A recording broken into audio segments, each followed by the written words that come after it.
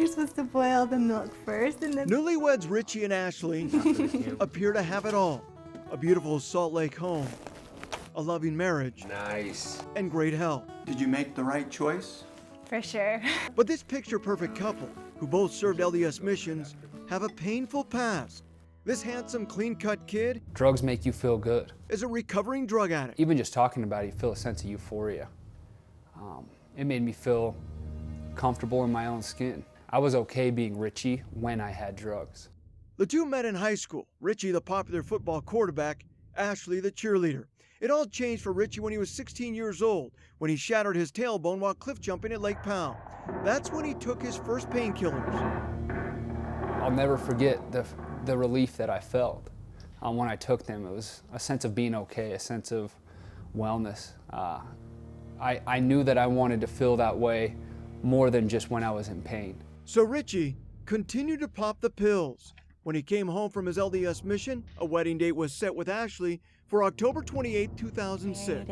And I remember writing in my journal and just saying, I can't believe this is happening to me. But her Prince Charming was living a lie.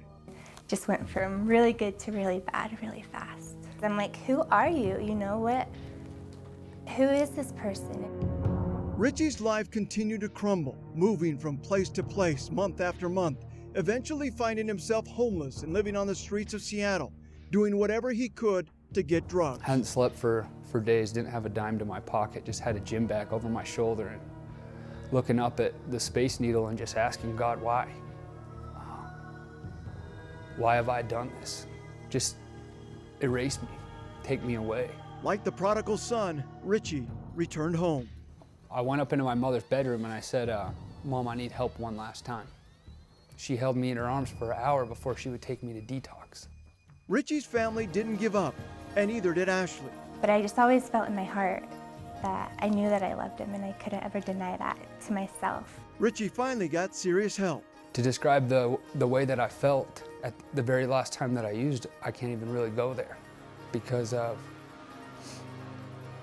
it was like being alone in a dark room.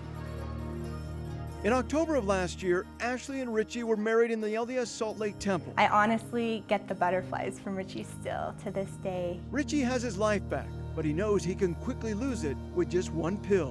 One pill for me might as well be a pharmacy full. My life on the outside was perfect.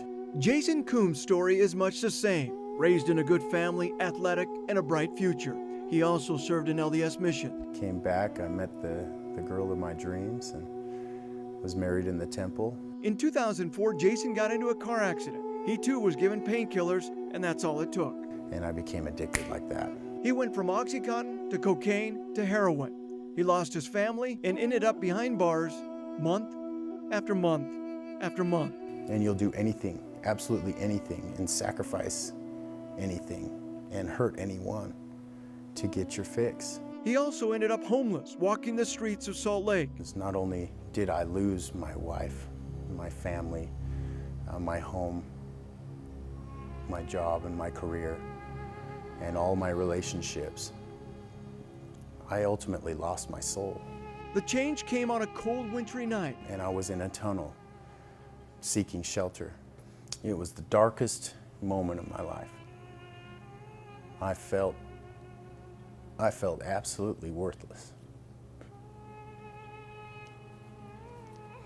And I've reflected back on everything that I'd lost and the people that I'd hurt.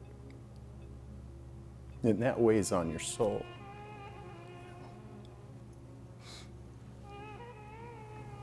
And I didn't want to live anymore. I didn't believe that there was hope for me. But there was hope for Jason, and he did get his life back through years of support from family and friends.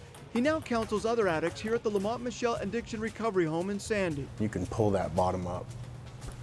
You don't have to lose everything in you. Two young men, two paths, both now rebuilding their lives. Recovery is real, and recovery is a possibility.